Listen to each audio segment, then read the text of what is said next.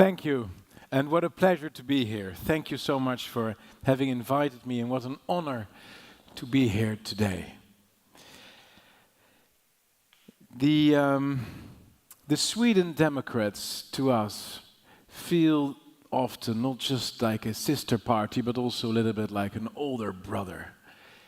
Because we are so alike, but at the same time, you guys are a little bit further in your development than we are. You have been in existence for a little bit longer, and I just read in the Dutch newspapers that you are at astonishing 29% in the polls today, which is incredible. Congratulations, wow.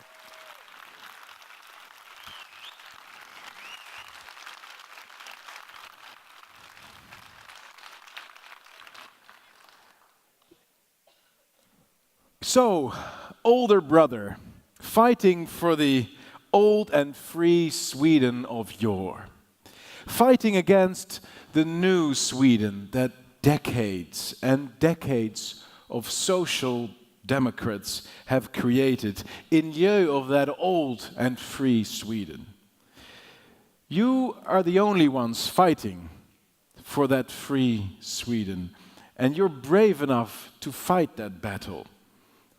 And to fight the downfall of Sweden, to fight against it, a downfall which even the politically correct media in the Netherlands are not ignoring anymore. We hear the news reports of what's happening in the neighborhoods in Malmö and the immigration situation in your country, and it's terrible to read about it, and it makes me even more proud to be here today to encourage you, because the fight you're fighting is necessary. And it's very, very important, and I hope you continue fighting it with even more success than you have today.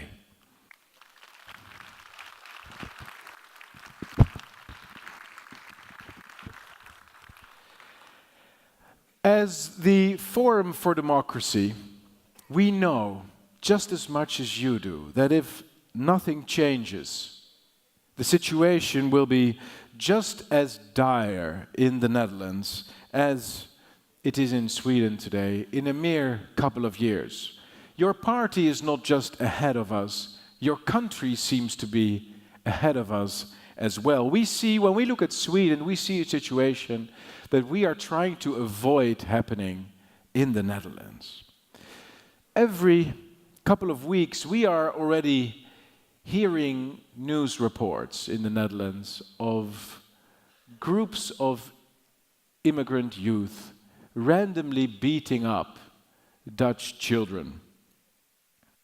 Attacks fueled by hatred against us, hatred towards what we represent. We have given these immigrants everything, and yet so many of them hate us for it. They view us as weak. We have become doormats. This demographic change is hollowing out our democracies. Because one cannot truly have a functioning democracy without the social cohesion that is embodied in the same shared national values. And if those national values are no longer shared by a significant part of the population, if your nation state gradually falls apart, your democracy falls apart as well. The fundamental idea underlying democracy is that political competition is a competition of ideas. But if you lose the sense of national cohesion, political competition inevitably becomes tribal instead of idea-based. It becomes a census, it becomes a battle for demographics. And that is a very dangerous trend that we are witnessing in every European country today. Meanwhile, the welfare state as we know it is being hollowed out due to these immigration trends. The overwhelming share of social security benefits are transferred to non-Dutch, and yet the socialist parties still do not understand you cannot have your cake and eat it. You cannot have mass immigration, open borders, and a welfare state at the same time. They are fundamentally incompatible.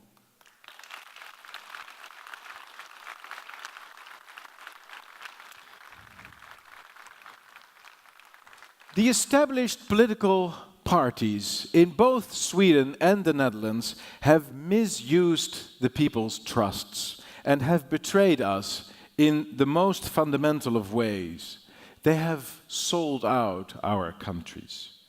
The unprecedented project of mass immigration has completely jeopardized our safety and our security on the streets, and our educational system, our villages are falling apart, and public safety can no longer be guaranteed in so many parts of our countries. Tolerance towards people of all ethnic and religious backgrounds has always been a core value of our civilization, and yet precisely that value is now under threat because of mass immigration. There are neighborhoods where Europeans are unwanted and unsafe. People of different sexual persuasions are no longer safe in our streets.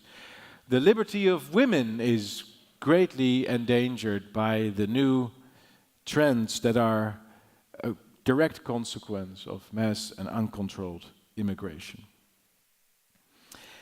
And it is this demographic transition, this slow but sure siphoning away of our societies being identifiably Dutch or Swedish, that the elites of our age have brought upon ourselves. It is a transition, it is a willed transition that they're dreaming of. And it's not just this transition that they're furthering. It's not just a demographic and cultural transition.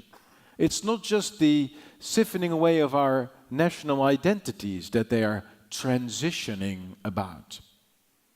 They're also transferring our sovereignty to Brussels, a process they perceive as a necessary and benevolent transition to an inevitable continental super-bureaucracy.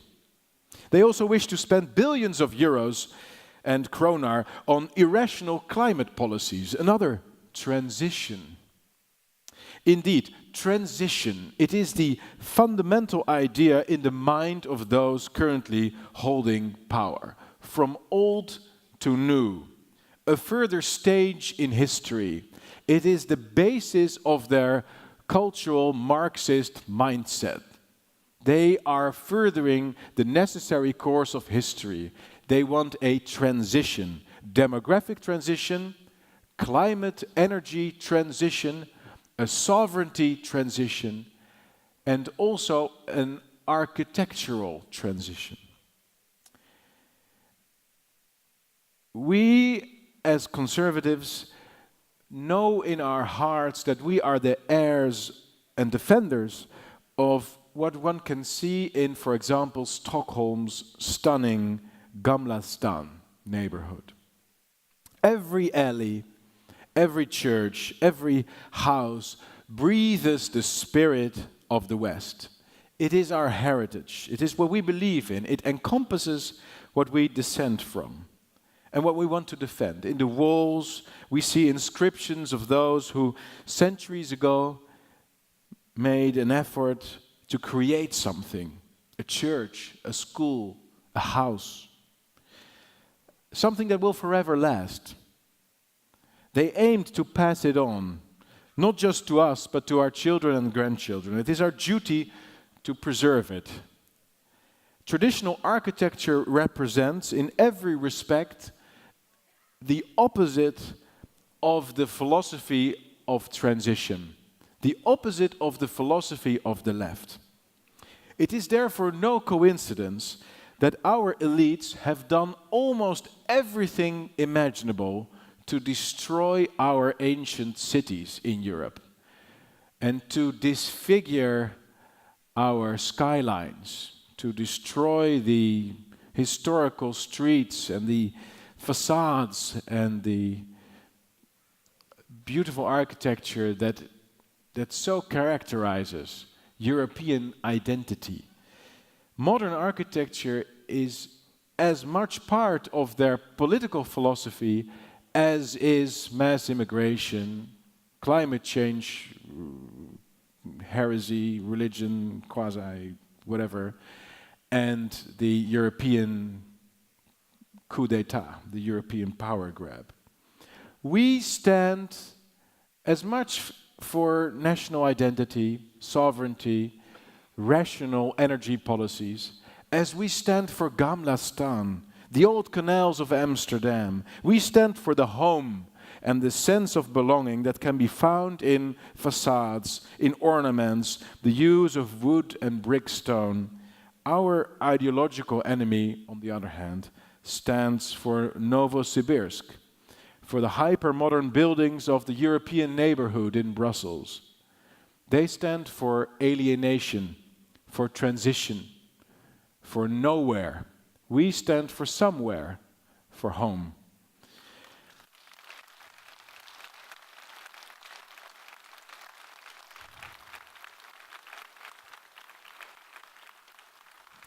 Now, my view is that in Sweden, as much as in the Netherlands, the establishment parties have sort of simulated political conflict.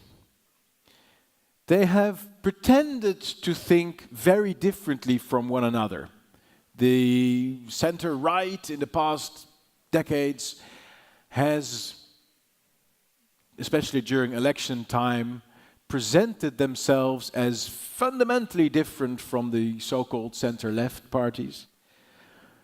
And what we've seen in the past couple of years is that these differences, if any, are either empty election promises or so small as to exist only at 3 digits behind the comma. The center-right in practice has proven to carry out almost exactly the same policies as the center-left would have carried out, and vice versa. Just an example, a Swedish example, the supposed right-winger Fredrik Reinfeldt's pathetic call to the Swedish to open their hearts to refugees, or the Liberals and Centre Party happily supporting a left-wing government. The truth is, they don't really differ. Ideologically, they represent the same vision, the same fundamental view of transition. The center-right parties might want to establish it through a little bit more free market economics. The center-left might believe in higher taxes or income equality. But these are, in the larger scheme of things, marginal differences. Neither are serious about the problems of immigration, defending sovereignty, fighting the new environmentalist religion, and the climate clerics. So they may carry a different badge, a different brand, a different name, yet they carry out the same policies and equally contribute to the destruction of our nation states, our identities, and thereby our civilization. In the Netherlands, the ruling so-called Liberal Party has been carrying out the agenda of the Green Left for the past couple of years. They've opened our borders to unprecedented numbers of non-Western immigrants. They have signed a deal that will cost the Dutch taxpayers approximately 1,000 billion euros in the coming 20 to 25 years for climate things. And they've agreed to more transfers of sovereignty to the European Union. They are part of what one might call an ideological cartel. The mainstream parties are part of an ideological cartel that is in fact carrying out a radical, left-wing, cultural Marxist, transitionist agenda. And so it's time for a change, my friends. It's time that we stop apologizing. It's time that we are proud of what we represent, which is in fact a very mainstream, very sensible and very rational agenda. It is time to instill into our nations a renewed confidence, because the lack thereof really is the cause for our current crisis. We have been afraid to be proud of who we are and to defend our values and our wonderful civilization with a smile, as it were. Our ancestors built all of this beauty of the Western world. We are standing on the shoulders of giants. We are the inheritors of the spirit of Jerusalem, the spirit of Athens, the spirit of religion, the spirit of the gentleman. There's so much to be proud of. There's so much to defend. And it's so remarkable that in our universities today, in our newspapers, our television programs, all we are doing really is apologize for who we are. Isn't that remarkable? That the only civilization in the world today that has lifted so many people from poverty, has granted so many rights to so many people, is constantly apologizing for itself. It's my conviction that winning an election is not enough. Preferences of voters are like the tide of the sea. There will always be ebb and flow, high tide and low tide. We need to make sure that even if we lose an election, the sea will not wash away our achievements like a sandcastle on the beach. Only when we win the cultural debate, only if we deal with this sense of shame, this sense of having to apologize for everything, this sense of not being allowed to be proud of who we are, only if we deal with that, we are able fundamentally to change things for the better. This is also, if we think about it, how the left has succeeded in being so influential. They're not always in power, they're not always winning elections, but even if they have lost an election, the center-right parties are carrying out their agenda anyway, right? So my message is as follows. Politics is downstream from culture. And to break the left's stranglehold on our thinking, we have to win the cultural fight. We cannot just focus on winning elections every 4 years.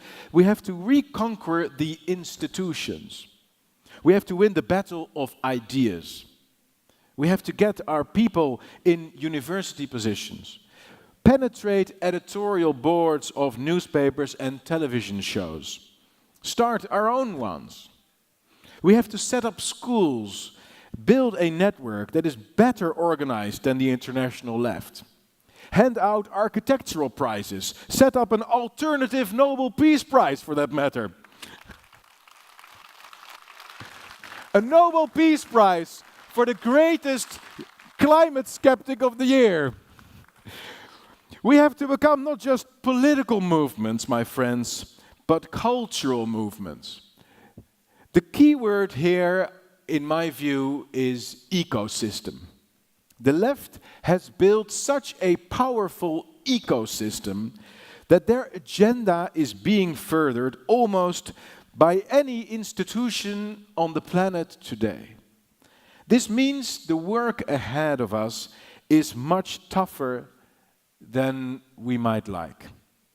Our task is not merely to build a ship, a party, and win an election, a naval battle. Our task is to build an entire fleet, to embark on the toughest, yet the most important journey the West has ever faced. A journey that must refertilize our lands, rebuild our cities, recapture our pride and identities. A journey of reawakening, a proper renaissance. We've done it before, haven't we? About 1500 years ago, we lost the incredible Roman Empire. And it took several hundreds of dark ages before we were able to find the roots of our civilization again and make them fertile again and make our continent flourish again. I think we can do it faster this time. And I think here in Sweden, we see the beginning of it. Thank you so much. Thank you.